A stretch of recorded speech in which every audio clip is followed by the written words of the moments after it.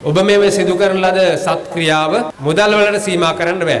ඒ කියන්නේ මේක මිල කරන්න බැරි වටිනා කටයුත්තක් තමයි මේ සිද්ධ කරන්නේ.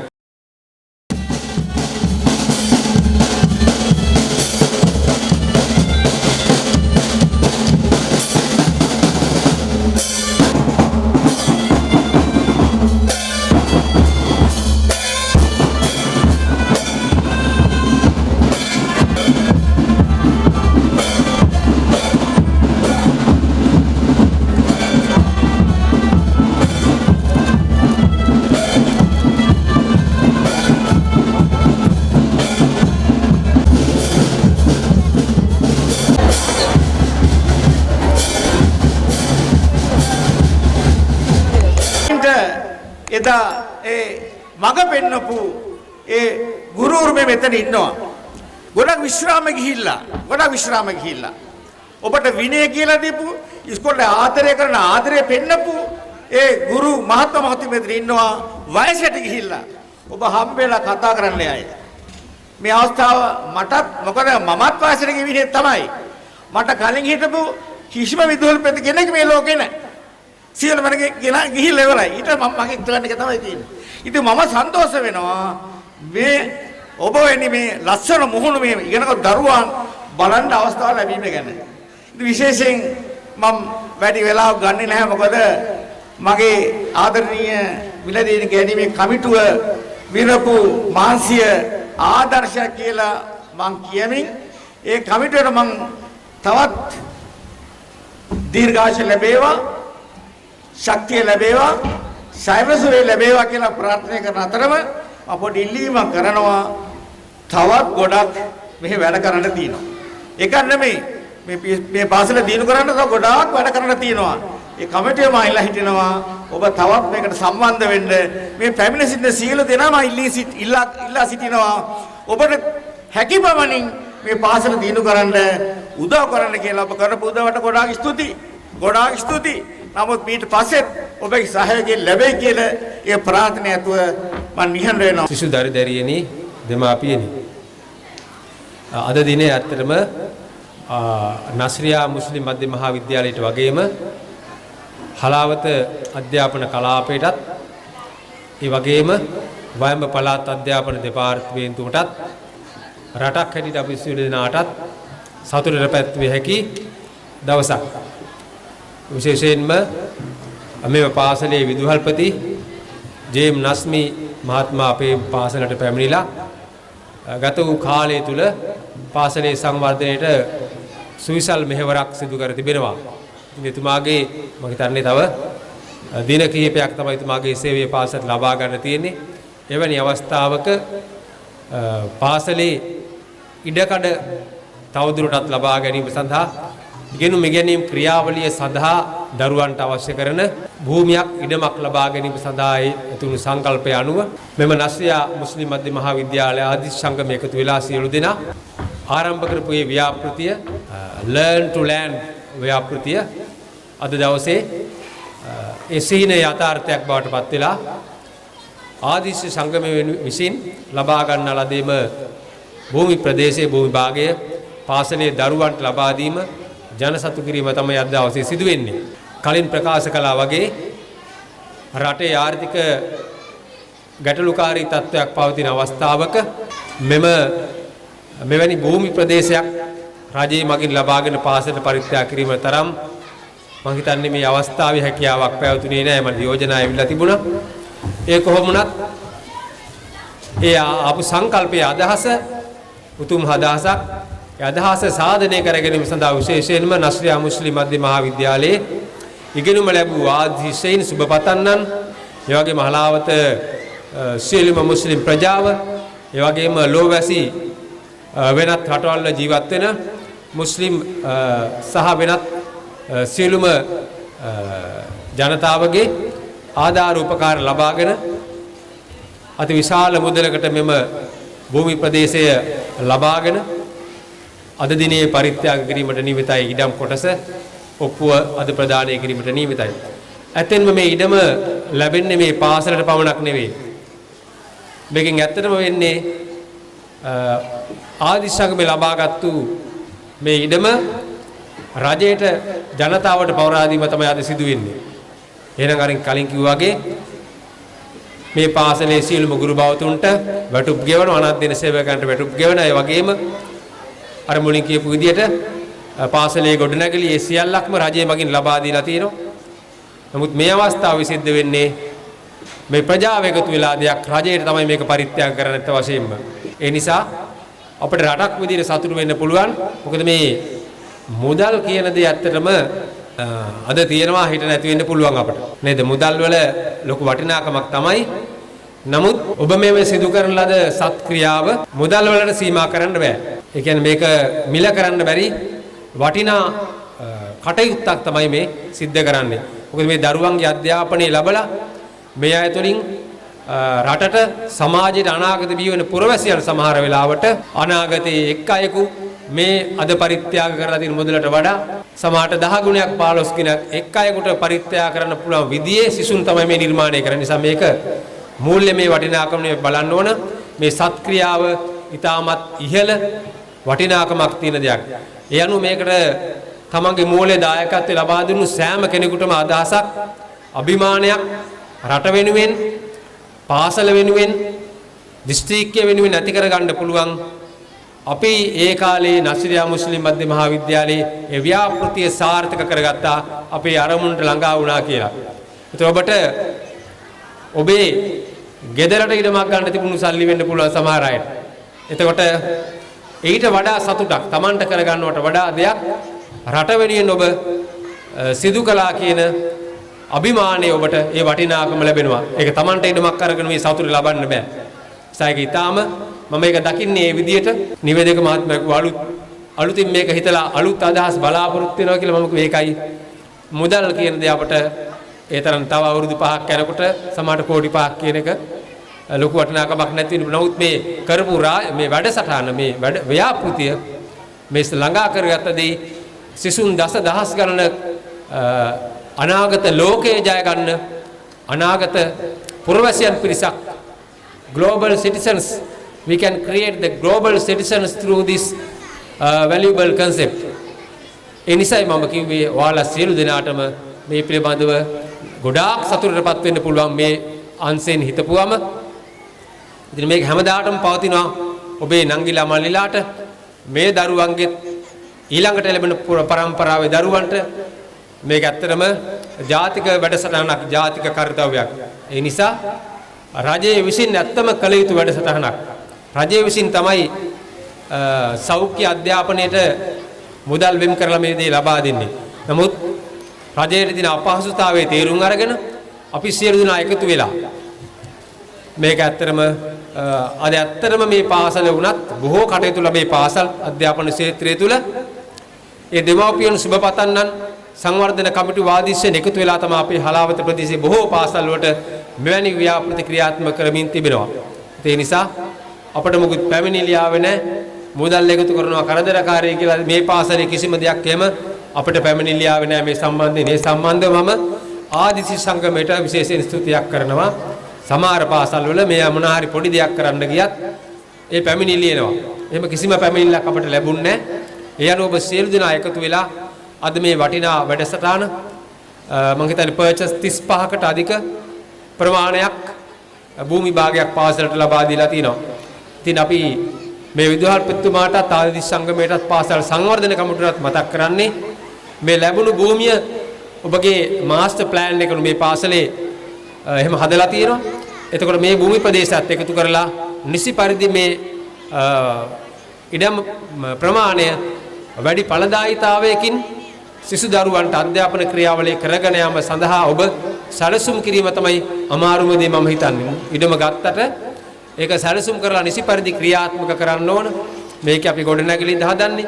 මොකක්ද මේකට වෙන් කරන්නේ යෝජනා කරන එක පාසල සම්මග සම්බන්ධ ඔබට තීරණය කරගත්තාම මේ වටිනාකම තවත් දස ගුණයකින් 100 ගුණයකින් වැඩි කරගන්න ඔබට පුළුවන්. ඒ නිසා මම හිතන්නේ ලොකු සංස්කෘතිකමය ප්‍රසංගයක් මේ අවස්ථාවේදී ගැහැරෙනවා. ඒ අනුව වැඩි දුර කතා කරන වෙලාවක් නෙවෙයි. ඉතින් හලාවත කලාප අධ්‍යාපන අධ්‍යක්ෂකවරයා විදියට මා මේ පාසලේ ගරු විදුහල්පතිතුමාටත් ආචාර්ය මණ්ඩලයටත් මේ සඳහා දායකව සපයා දුන් ආදිසි සංගමය ඇතුළු ඒ සියලුම දෙමව්පියන්ටත් ඒ වගේම ලෝවැසි ඒ සියලුම දායකත්ව දැක්වූ සියලුම ප්‍රජාවටත් මාගේ ගෞරවනීය ස්තුතිය මේ අවස්ථාවේ ප්‍රකාශ කිරීමට කැමැතියි. ජයග්‍රහණය තුලින් පාසලේ අද වර්තමාන ලෝකයේ තුල සියලු දෙනා තනි මිනිහෙකුට වැඩ කරනවට වඩා සියලු දෙනා එකතු වුණොත් වැඩක් කරන්න පුළුවන් එකමුතුකමේ අගය මේ තුලින් දරුවන්ට දැනේ. ඊළඟ පරම්පරාවට පුළුවන් අපේ අම්මලා තාත්තලා ඒ කාලේ මෙහෙම වැඩක් කරා අපේ පාසලට. ඒක කරේ කොහොමද? තනියම කරන්න බෑ. එහෙනම් අපි සියලු දෙනා එකතු වෙලා නේද? Education is a collaborative effort. Then you can think about this concept. දැන් ළමයි වුණත් පන්ති ඉගෙන ගන්නකොට කණ්ඩායම් විදියට කණ්ඩායම් ක්‍රියාකාරකම් කරනවා. තනියම ඉගෙන ගන්නකොට පිරිසක් එක. සද්ධාපනය කියලා කියන්නේ සමාජමය ක්‍රියාවලියක්. සමාජයේ ඉදිරියට යන්න අපි විසින් ඉඩමක් අරගෙන අපිටම ලබා දීලා තමා තියෙන එක පැත්තකින් බලද්දි සමාජයේ අදහස ඒක. ඒ නිසා අපි සියලු දෙනාම ඔබ ආදාන ආගමේ හැටියට මුස්ලිම් භක්තිකයන් හැටියට ඒ වගේම Hindu භක්තිකයන් හැටියට සියලු දෙනා මේ පාසල තුල ඉගෙනීම ලබනවා. මේ පාසලේ විද්‍යාපතිතුමා ප්‍රකාශ කළා වගේ කුඩා පන්ති වල ඉඳලා විශ්වවිද්‍යාල අධ්‍යාපනය දක්වාද ගිය විශාල පිරිසක් ඉන්නවා. අපි ඊටම වටින්නේ මේ දූ දරුවන් ඒ වගේ සක්‍රීය පුරවැසියන් බවට පත් කිරීම වටිනාකමක් තියෙන පුරවැසියන් බවට පත් කිරීම ලෝකයට වටිනා කියන පුරවැසියන් බවට පත් කිරීම.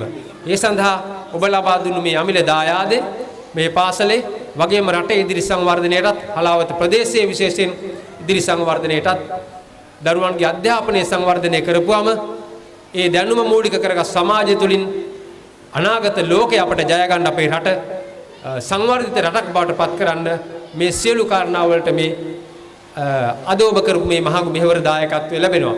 ඒ නිසා ඔබ සියලු දෙනාට නැවත වාරයක් මගේ ස්තුතිය ප්‍රකාශ කරමින් මේ ආරම්භ කරපු ව්‍යායාමයේ තවදුරටත් ඵලදායීව ඉදිරියට ගෙන යාම සඳහා ඔබ සමගයේ සහයෝගය ලබා දෙන්න. ඒ සඳහා කලාප අධ්‍යාපන කාර්යාලය, පළාත් අධ්‍යාපන දෙපාර්තමේන්තුව ඇතුළු ඒ සියලුම ආයතන වල සහයෝගය ඔබට නිරන්තරයෙන් ලබා දීමට අපි අප වී සිටින බව මතක් කරමින් සියලු දෙනාට ස්තුතිවන්ත වෙමින් මගේ වචන ස්වල්පය අවසන් කරනවා. ශ්‍රී ලංකාවේ ජීවත් වෙන සිංහල, දෙමළ, මුස්ලිම් හා බෞද්ධ, හින්දු, හා ඉස්ලාම් යන ආගම් අදහන ජනතාව එකට එකතු වෙලා ශ්‍රී ලාංකිකයෝ වගේ නැගී සිටියා නම් අන්න ඒක තමයි ජාතික සමගිය කියන්නේ. ඉතින් මේ ජාතික සමගිය ගැන කතා කරනකොට අතීතයේ ඉංග්‍රීසි හාලන්දීසි අපේ රටේ යටත් වෙලා තිබුණා. ඒ කාලය අපට හරිම අඳුරු කාලයක්.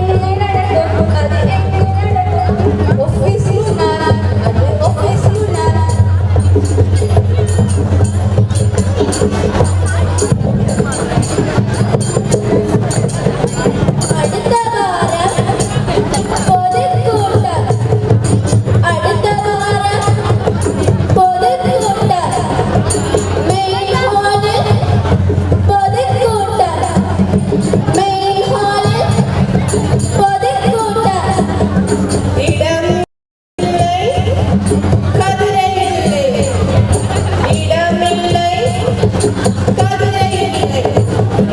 மாணவர்களுக்கு லீவு விடுவர், மாணவர்களுக்கு லீவு விடுவர்.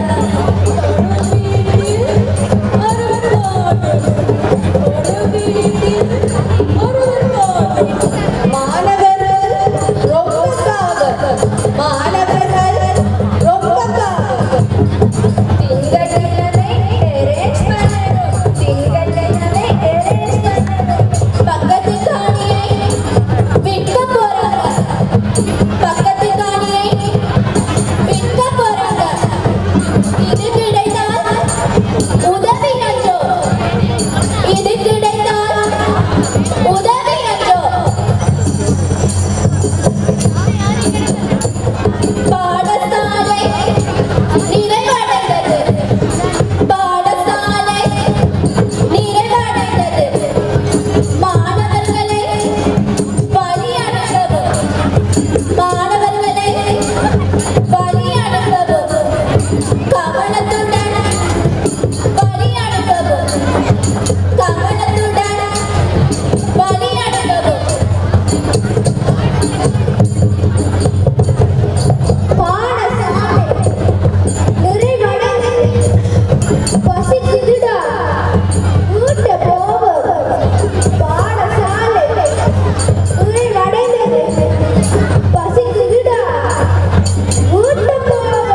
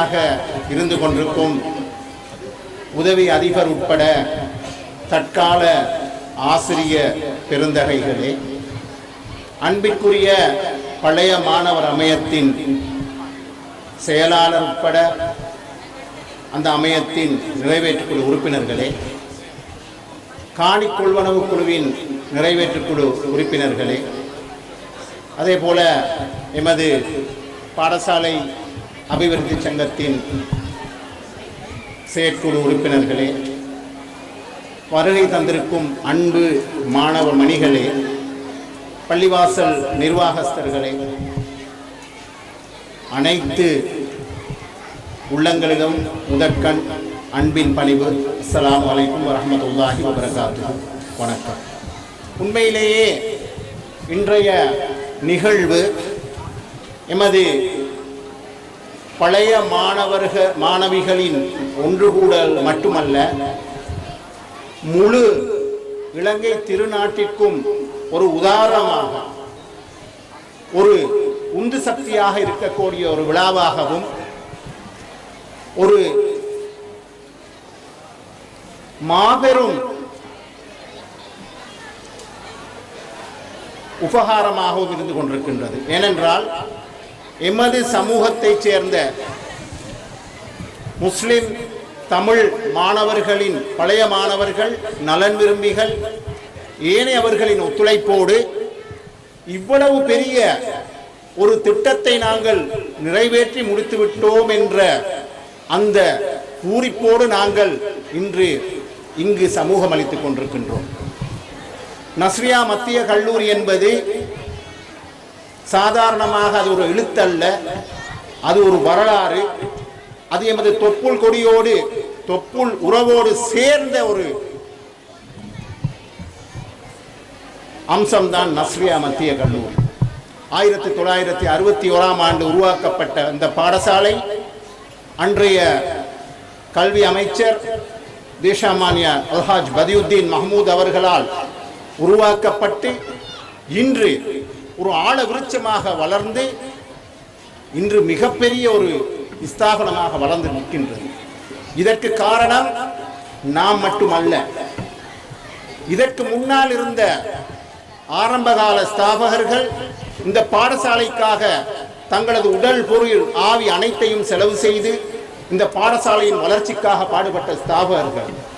அதே போல இந்த பாடசாலையின் 60% காணியை எமது சமூகத்திற்கு நன்கொடையாக வழங்கிய சோனகத்தெரு ஜும்மா பள்ளிவாசல். அத்தோடு அதன் பிறகு இந்த 60% காணியோடு சேருகின்றது இந்த ரிஷாட் பதியுதீன் அவர்கள் அன்பளிப்பாக அவருடைய வரவு செலவு திட்டத்திலே இருந்து எங்களுக்கு அன்பளிப்பாக தந்த அந்த வரவு செலவு திட்ட பணத்திலிருந்து இங்கு நீங்கள் பார்க்கக்கூடிய இந்த 2 மாடி கட்டடம், கீழ்மாடி கட்டடம் அமைச்சர் அல்ஹாஜ் ரிஷாட் பதியுதீன் அவர்களால் நிர்மாணிக்கப்பட்டது. அதற்கு முன்னால் இந்த காணி எடுக்கப்பட்டது அரசாங்கத்தின், அந்த நேரத்திலே இருந்த அரசாங்கத்தின் அமைச்சராக இருந்த காலஞ்சென்ற ரிச்சர்ட் பத்திரன, அதே போல அல்ஹாஜ் அமைச்சர் ஃபௌசி அவர்கள், அதே போல எஸ்டிஆர் ஜெயரத்ன அவர்கள் அனைவரும் சேர்ந்து இந்த காணியை நஸ்ரியா மத்திய கல்லூரிக்கு பெற்று தருவதற்கு 17% காணியை சாம்சன் என்ற அந்த அந்நிய மத சகோதரர் எங்களுக்காக இந்த காணியை பெற்று தருவதற்கு உதவியாக இன்று இந்த பாடசாலை லேண்ட் பர்ச்சேஸ் கமிட்டியில் இருக்கக்கூடிய நூரி ஐயா என்று அன்பாக அழைக்கும் நூரி அவர்கள் எங்களுக்கு உதவியாக இருந்தார்கள். அந்த 17% காணியிலே இந்த 2 மாடி கட்டடம், டத்தோ கட்டடம் உட்பட காணப்படுகின்றது. இந்த கட்டடத்தில் இருக்கக்கூடிய 2ஆம் மாடியும் 3ஆம் மாடியும் எங்களது பழைய மாணவர்களின் ஒத்துழைப்போடும் இந்த சமூகத்தின் ஒத்துழைப்போடும் கட்டப்பட்டதுதான் அந்த 2வது மாடியும் 3வது மாடியும். இந்த 3வது மாடி டத்தோ ஹாஜி தஸ்லீம் அவர்கள் மலேசியாவில் இருந்து இங்கு வந்து அவர்களின் மூலமாக எங்களுடைய அதிபர் அவர்கள் கூறியதை போன்று அந்த கட்டடத்தின் அந்த பகுதியானது அமைக்கப்பட்டது. அதேபோல் இருக்கக்கூடிய ஒவ்வொரு விடயங்களிலுமே எமது பாடசாலையில் எமது அரசியல் தலைமைத்துவங்கள், நாங்கள் அரசியல் தலைமைத்துவங்களோடு இருந்த அந்த தொடர்பு, எங்களது அரசியல் தலைமைத்துவம், எங்களை பற்றி இருந்த நம்பிக்கை அனைத்தும் சேர்ந்து இந்த பாடசாலையின் வளர்ச்சிக்கு உறுதுணையாக இருந்தது. இந்த விஞ்ஞான அதாவது சயின்ஸ் ப்ரொஜெக்டை பற்றி எங்களுடைய அதிபர் அவர்கள் கூறினார்கள்.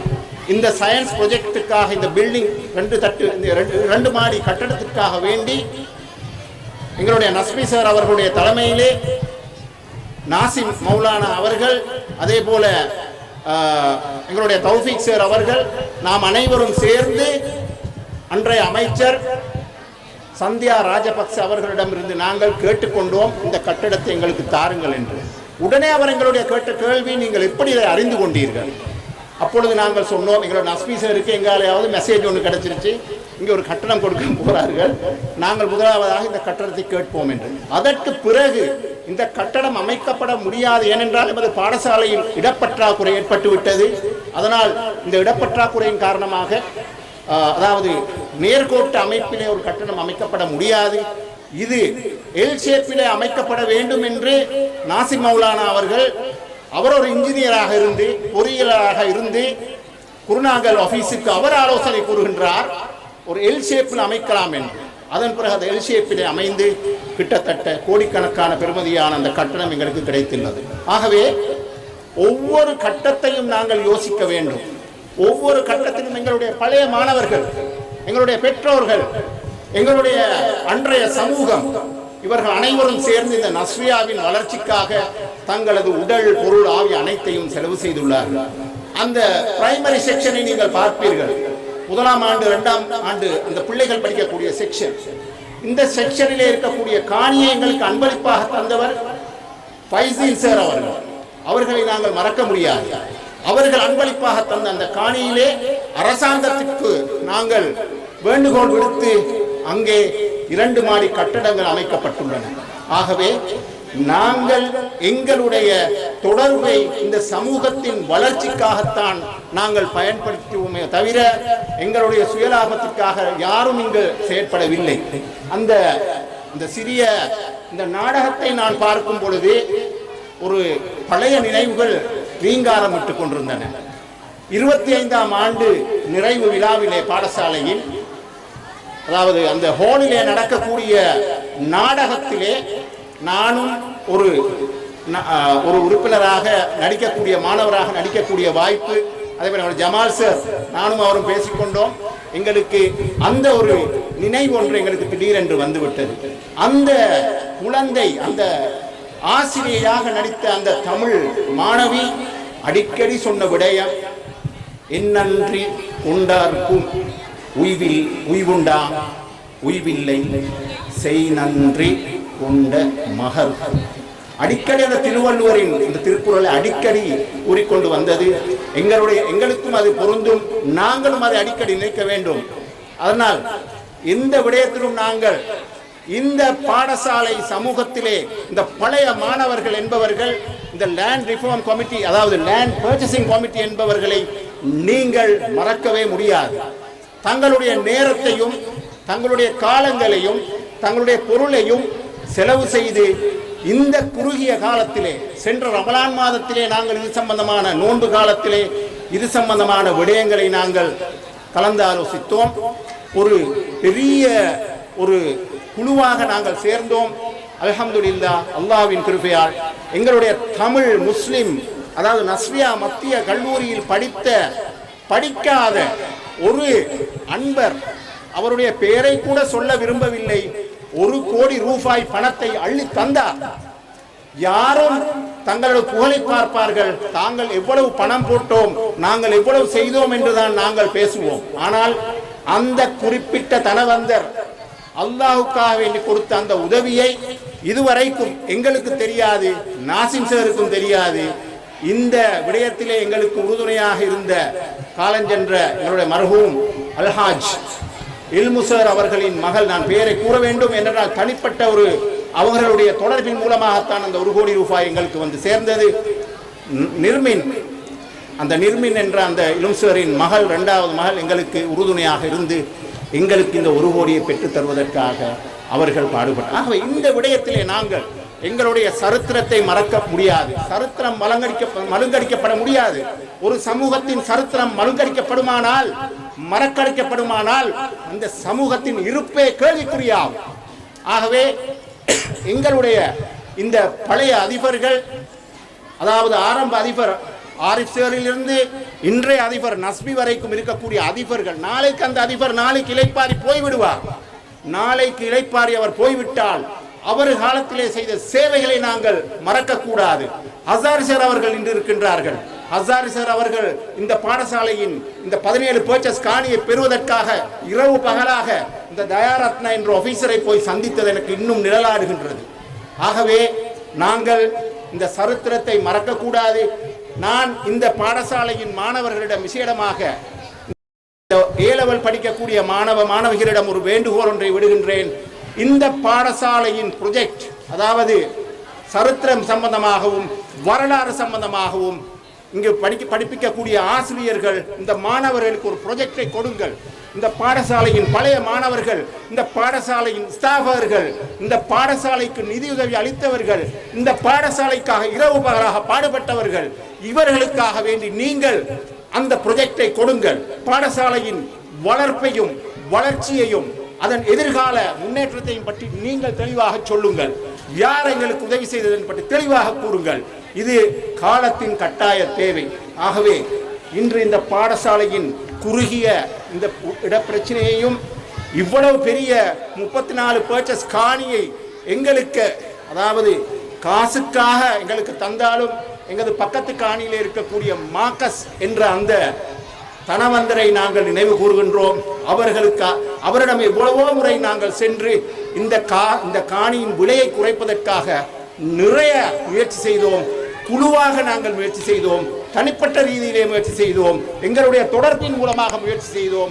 அதன் காரணமாக கிட்டத்தட்ட 40 லட்சத்துக்கும் 50 லட்சத்துக்கும் இடைப்பட்ட பணத்தை குறைத்து இந்த காணியை எங்களுக்கு பெற்றுக்கொள்ளக்கூடியதாக எங்களுக்கு எல்லாம் வல்ல அல்லாஹ் சகல விதத்திலுமே இதை நிறைவேற்றி தந்தான்.